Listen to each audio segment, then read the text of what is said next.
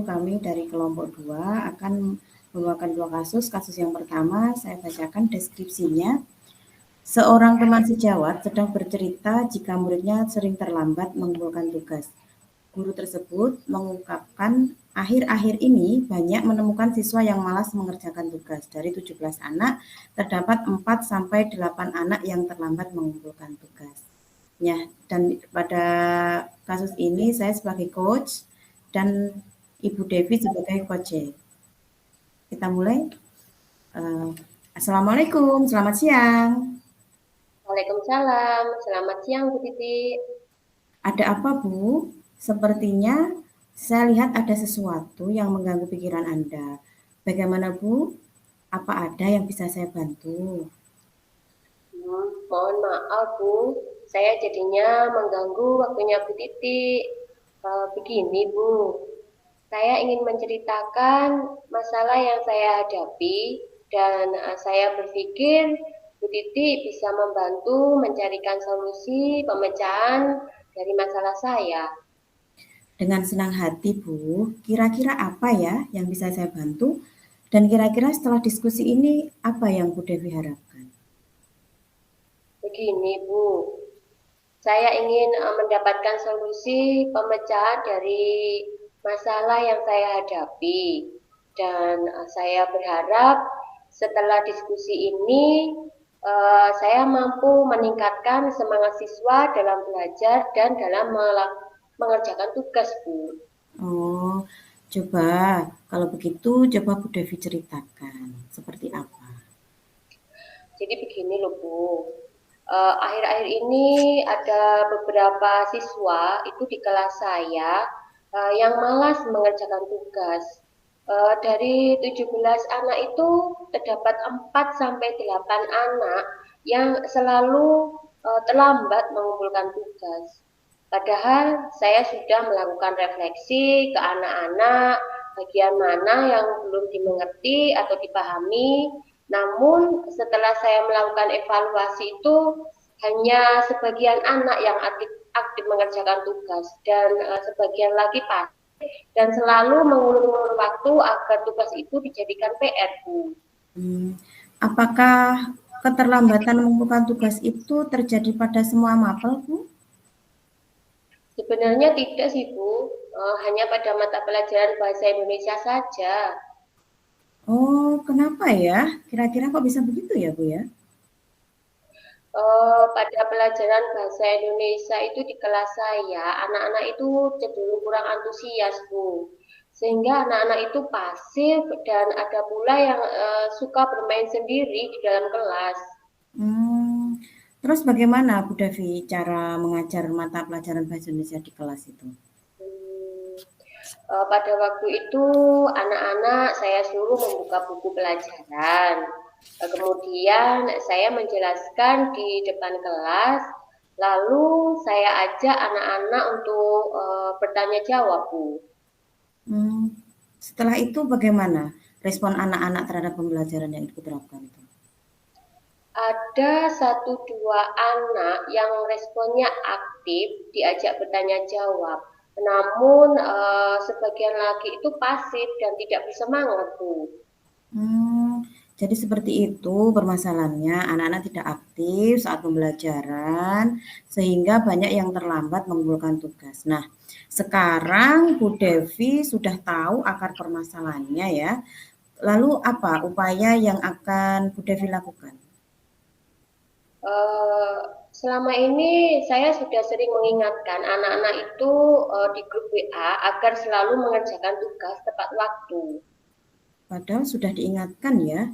Jadi hasilnya masih tetap ya sama meskipun sudah diingatkan tetap ada beberapa anak yang tidak mengumpulkan. Tadi Bu Devi sudah bercerita bahwa pada waktu pembelajaran menggunakan metode cerita serta tanya jawab dan hanya beberapa anak yang aktif. Mungkin Bu Devi ingin merubah metode sesuai dengan kemampuan anak dalam menyerap materi? Hmm, oh iya, kenapa saya tidak kepikiran ya Bu ya untuk menerapkan sebuah metode pembelajaran yang lebih menarik, serta saya bisa menggunakan media pembelajaran lain Bu. Ya, itu adalah upaya yang bagus, Bu. Mungkin selama ini hanya dengan bercerita dan tanya jawab, anak-anak merasa jenuh, kurang memahami materi mungkin. Iya ya Bu ya.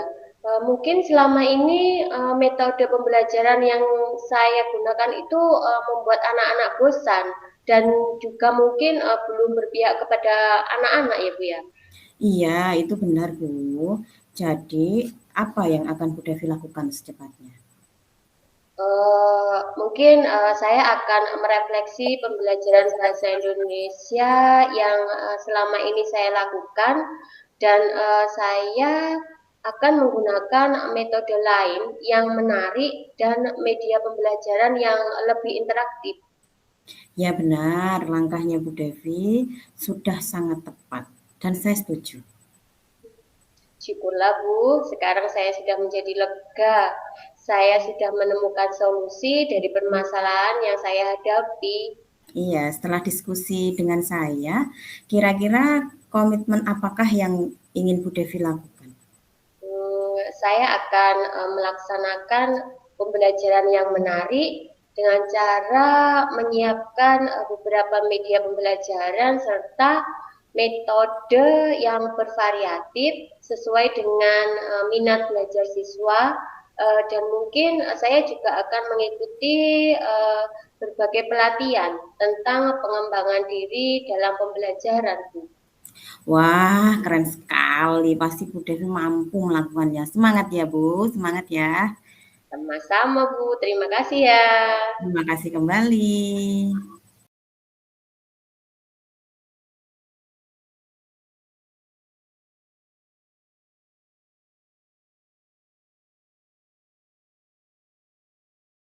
Refleksi diri selama coaching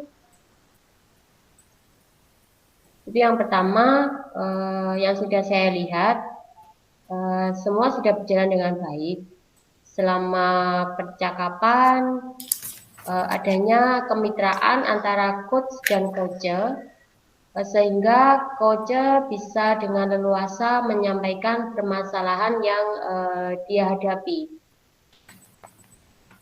Dan yang kedua, yang perlu diperbaiki itu adalah sebenarnya semua sudah berjalan dengan baik. Coach juga sudah menyampaikan pertanyaan-pertanyaan yang berbobot untuk menggali segala kekuatan dan kompetensi yang ada pada diri coach. Mungkin tidak ada yang perlu diperbaiki. Terus yang ketiga, mungkin agar percakapan tetap aktif itu ya seperti yang kita lakukan Bu Titi, sebelum kita melakukan coaching kan kita sudah mempunyai gambaran tentang apa yang akan ditanyakan dan apa yang nantinya akan diajukan. Kemudian pada saat kegiatan coaching, coach juga sudah membuat catatan-catatan kecil tentang apa yang disampaikan oleh coach. Terus yang keempat, untuk memperbaiki dan meningkatkan kegiatan coaching ini, mungkin saya akan terus berlatih melakukan praktek coaching ini dan merefleksi apa yang masih kurang.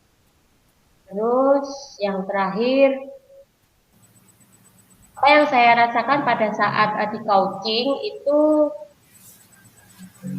saya itu merasa senang karena kekhawatiran yang selama ini menjadi permasalahan yang saya hadapi itu bisa saya atasi dengan kegiatan coaching sehingga saya yakin pada saat pelaksanaan atau diskusi coaching itu berjalan dengan baik. Selain itu kompetensi apa yang saya harapkan itu mungkin akan berkembang dengan baik, meningkatkan minat-minat saya dalam kegiatan pengembangan pembelajaran.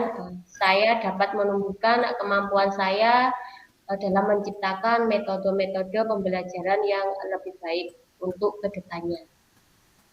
Demikian refleksi dari saya, Bu Titi. Saya tambahkan ya, Bu Devi. Menurut saya tadi yang coaching yang kita lakukan itu sudah cukup baik. Yang pertama itu kita sudah menggunakan model Tirta, yaitu ada tujuan utamanya si yang coach dan coachnya itu sudah coachnya sudah mengarahkan kepada coachnya untuk percakapan ini tujuan utamanya apa. Nah, tadi sudah terlihat.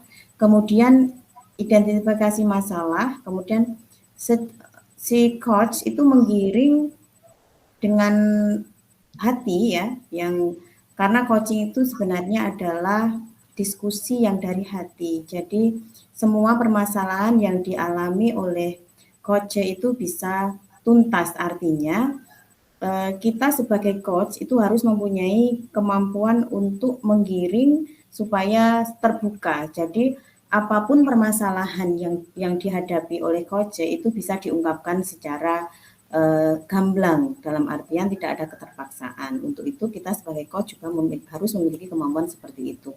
Jadi identifikasi masalahnya itu semua sudah ada, kemudian dan rencana aksi nyata pun sudah ada dilakukan. Jadi setelah ini kemudian digiring, kemudian akhirnya si coach itu sudah bisa menyimpulkan bahwa ada rencana aksi nyata yang dia ingin lakukan setelah mendapatkan pemecahan dari masalah tersebut. Jadi kita tidak memberikan solusi, namun hanya menggiring supaya si coach ini dengan sendirinya memiliki inisiatif sendiri yang berasal dari dalam diri atau motivasi intrinsiknya itu berada dalam coach-nya sendiri. Jadi bukan kita yang memaksa. Kemudian setelah itu, setelah merencanakan aksinya, si coach juga memiliki tanggung jawab. Tanggung jawabnya apa? Setelah melakukan itu, langkah ke depannya itu apa yang dia lakukan. Dan itu akan berlangsung secara kontinu, seperti itu ya. Terus kemudian coaching ini sangat diperlukan baik untuk rekan sejawat, misalnya kepala sekolah sebagai penanggung jawab di sekolah, dia merupakan sosok yang memiliki tanggung jawab penuh terhadap apa-apa yang berada di dalam lingkungan sekolah tersebut. Jadi guru sesama guru, teman sejawat atau kepala sekolah itu bisa untuk melakukan coaching.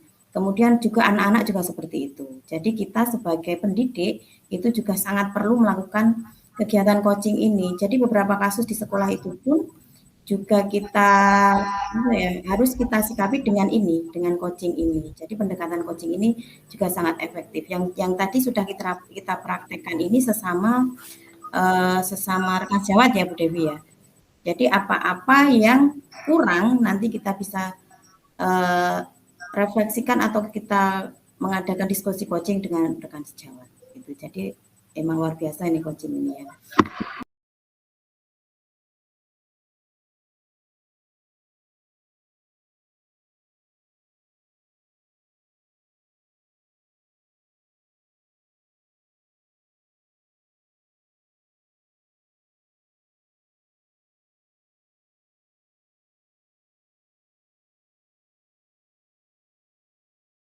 Assalamualaikum warahmatullahi wabarakatuh.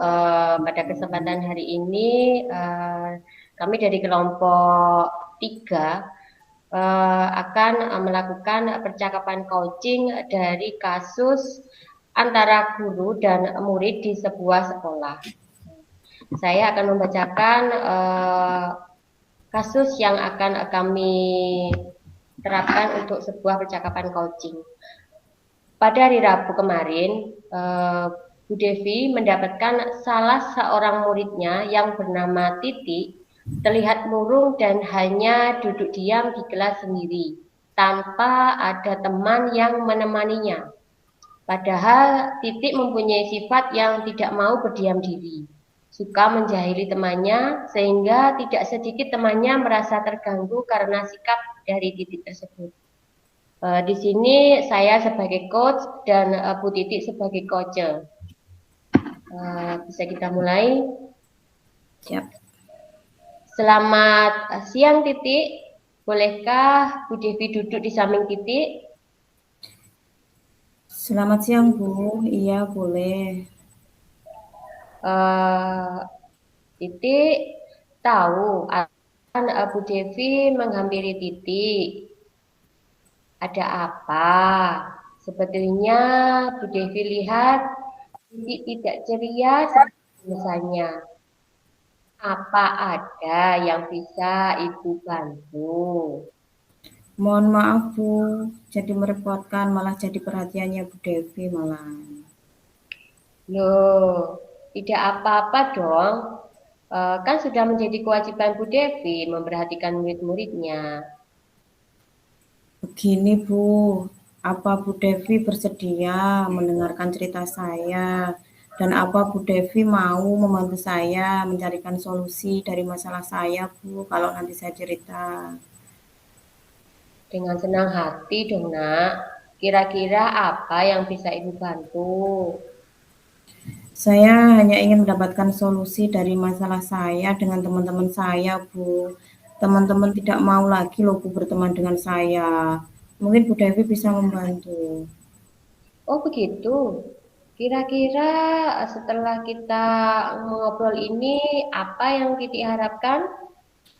Saya berharap teman-teman mau Bu berteman dengan saya lagi. Sehingga saya tidak merasa sendirian seperti ini. Saya merasa dikucilkan Bu, tidak punya teman.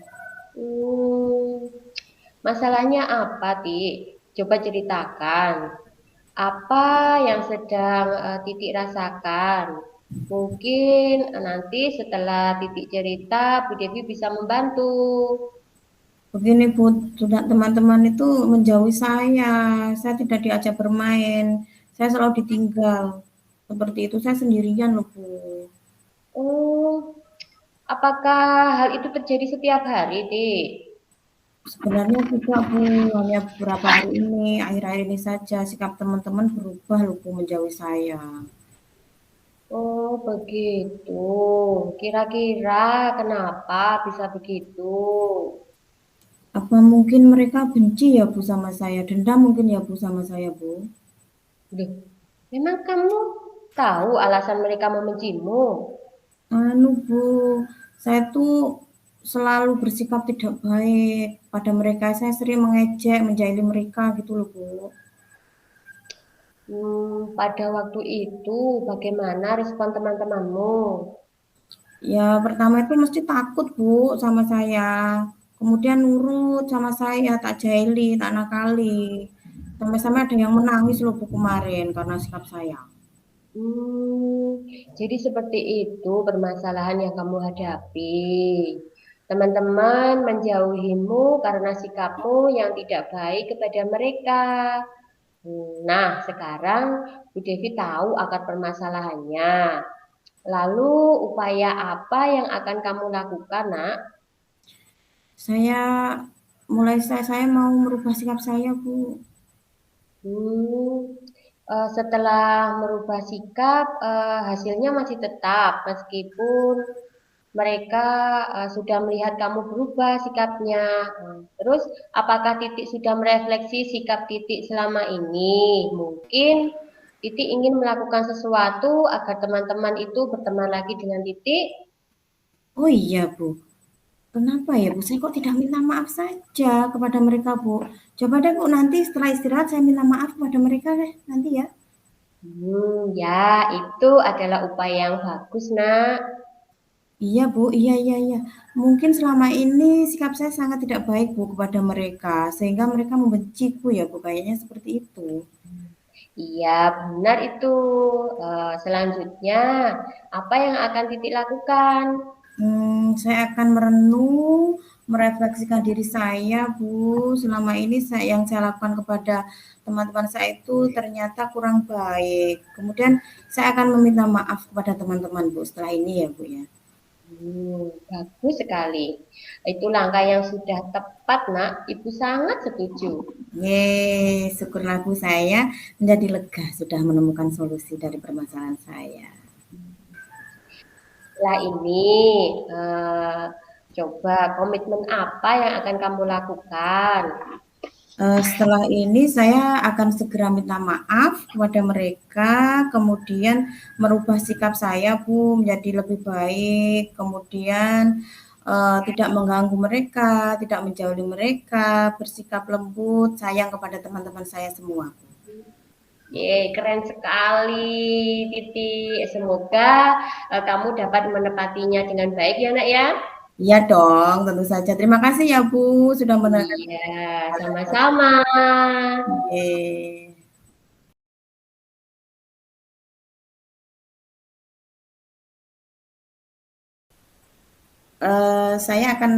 Kita akan merefleksi hasil dari kasus 2 tadi antara murid dengan guru. Jadi tadi diilustrasikan bahwa ada seorang anak yang menyendiri tidak punya teman. Nah, kemudian kita sebagai pendidik, sebagai coach itu adalah sudah kewajiban kita untuk mengamati apa-apa perubahan yang terjadi pada diri siswa. Di antaranya seperti ini. Misalnya kalau kita di dalam suatu pembelajaran, kemudian di luar pembelajaran pun kita harus selalu memperhatikan perubahan apa, misalnya anak yang ceria kemudian tiba-tiba pendiam seperti ini. Jadi kita harus mempunyai kepekaan sosial atau kepekaan diri terhadap situasi semacam ini. Nah, tadi saya sebagai coach ya, sebagai anaknya itu sebenarnya awalnya malu-malu ya. Awalnya malu-malu dihampiri oleh Bu Devi yaitu coach karena coach dengan anak ataupun dengan orang dewasa teman sejawat itu memiliki beberapa perbedaan. Di antaranya satu, mungkin nadanya itu lebih lembut yang seperti Bu Devi peragakan tadi sudah sangat sesuai. Kemudian kenapa? Karena anak-anak itu adalah sebuah pribadi yang masih sangat perlu dengan kasih sayang. Jadi dengan kalau kita melakukan dengan bahasa yang santun, kemudian dengan bahasa yang penuh kasih sayang, otomatis kita sebagai anak itu mau terbuka. Jadi artinya kita harus membujuk seperti itu, ya. Yang sudah Bu Devi tadi lakukan sudah sangat bagus, menggunakan bahasa yang santun, sayang seperti ibu kepada anaknya, gitu tadi ya. Terus kemudian dengan perlakuan yang semacam itu, otomatis si anak itu mau eh, mengungkapkan segala masalahnya. Namun sama seperti kasus satu tadi, si coach yaitu Bu Devi tidak memberikan solusi secara satu pihak. Artinya anak itu sendirilah yang menemukan solusi dari permasalahan tadi. Dan kemudian juga membuka si anak untuk lebih baik lagi sikapnya seperti itu. Dari paparan-paparan identifikasi masalah, si coach menggiring anak supaya dia bisa menemukan solusi dari masalahnya, solusi terbaik dari masalahnya. Sepertinya itu bahasanya juga santun sudah, kemudian juga sudah masuk ke tujuannya ada, identifikasi masalahnya juga ada, kemudian rencana aksi dan serta tanggung jawab sudah lengkap. Seperti itu refleksi dari saya. Monggo ditambahkan, Bu Devi. Ya, mungkin saya akan menambahkan sedikit ya Bu Titi ya. Dari percakapan coach yang kita lakukan tadi ya Bu Titi ya, sangat baik sekali menurut saya. Sudah sangat runtut, sudah sangat jelas dari adanya tujuan, identifikasi, rencana aksi, dan anak tersebut juga dapat menemukan komitmen apa dari sebuah tanggung jawabnya ke depan yang akan dia terapkan agar anak teman-temannya itu menjadi lebih uh, suka kepada anak tersebut. Terus memang kegiatan coaching ini sangat diperlukan di sekolah, bukan hanya untuk anak-anak, juga untuk dari kepala sekolah melakukan supervisi akademik, juga untuk teman sejawat mungkin jika teman sejawat itu terdapat masalah dalam melaksanakan pembelajaran, terdapat masalah dalam menangani anak didiknya di kelas, itu sangat cocok sekali kita menerapkan alur tirta dalam percakapan coaching. Mungkin sedikit dari penambahan saya Bu Titi dari refleksi ini. Terima kasih. Yang bisa saya tambahkan tadi sudah dilengkapi Bu Devi, refleksi kita untuk kegiatan coaching untuk kasus kedua. Jadi mungkin pada aksi nyata berikutnya saya sebagai guru penggerak mungkin besok saya akan menerapkan teknik coaching di lembaga saya. Jadi apa-apa mungkin teman-teman yang ingin berbagi, nanti saya akan mempraktekkan secara langsung. Karena kita dengan mempraktekkan secara langsung sering, nanti kita akan lebih lancar, maksud saya, untuk coaching ke siswa-siswa. Jadi sebenarnya di sekolah kita itu banyak sekali kasus Ya, benar. yang apa ya, yang perlu kita tangani dengan teknik seperti ini. Ya. Yang kalau dulu kita misalnya ada seorang anak yang melakukan sebuah kesalahan, kita cenderung untuk menegur secara langsung. Nah, ternyata perilaku seperti itu kurang tepat ya sebenarnya. Ya, betul. Seperti ini. Kita pakai teknik coaching dulu. Yang pertama kita tanya anaknya ini kenapa, kemudian nah itu seperti alur Tirta yang sudah kita praktekkan pada kesempatan ini gitu. Jadi misalnya sebagai contoh kalau di kelas, mungkin di kelas rendah saya kan kemarin pegang di kelas rendah, padahal beberapa tahun di kelas tinggi ya. Jadi permasalahannya itu sangat kompleks. Jadi mulai anak yang tidak mau menulis tiba-tiba marah, dia nggak, ya sudah diem, nggak mau, kadang ngamuk, kadang dan sebagainya. Justru dengan pendekatan seperti inilah yang mungkin bukan mungkin ya, sudah pasti bisa membantu masalah tersebut. Kemudian kalau di kelas tinggi itu biasanya anak-anak rentan dengan masalah sosial, yang artinya anak kelas 6, kelas 5 itu sudah mulai puber. Jadi akar permasalahan itu juga jauh juga berbeda gitu. Ya. Dengan menggunakan teknik coaching inilah nanti kita bisa menyelesaikan masalah-masalah yang ada di lembaga kita masing-masing. Iya, betul sekali. Apalagi kita di sekolah dasar ya Bu Yeti, pasti banyak sekali permasalahan dari anak-anak tersebut. Betul. Dan masalah itu biasanya yang kita anggap sepele itu sebenarnya adalah masalah yang serius. Artinya misalnya kita yang lagi marah itu kan kasus bullying. Itu merupakan kasus yang sangat luar biasa, berakibat fatal bagi kepribadian siswa. Jadi kita sebagai pendidik juga harus peka terhadap masalah itu, Bu Devi. Misalnya dengan anak-anak mengejek seperti itu, kita apa ya, kalau dulu ya udah ngejek enggak apa-apa, ternyata itu efeknya luar biasa sekarang gitu. Apalagi sekarang media sosial yang luar biasa itu. Jadi dengan teknik coaching inilah kita mungkin sembari anak-anak istirahat, kita amati, kita keliling ke kelas-kelas di mana anak-anak pas istirahat itu kegiatannya apa saja. Justru biasanya kasus-kasus seperti inilah terjadi pada saat istirahat dan di luar pengawasan kita. Iya, benar Bu Titi. Jadi kita sebagai pendidik itu juga harus menerapkan sekolah ramah anak. Artinya dimanapun anak berada itu harus tercover oleh perlindungan kita di pihak sekolah. Jadi jangan sampai ada kasus-kasus, ya kasus itu mesti ada Bu, cuman kita sebagai pihak sekolah itu harus meminimalisir terjadinya kasus tersebut gitu. Salah satunya dengan teknik coaching ini. Ya. Sebenarnya itu ya, refleksinya sudah bagus. Nanti kita tinggal aksi nyata di sekolah masing-masing. Yap, terima kasih Bu Titi. Oke, saya akhiri. Wassalamualaikum warahmatullahi wabarakatuh. Waalaikumsalam warahmatullahi wabarakatuh. Kita nunggu ya.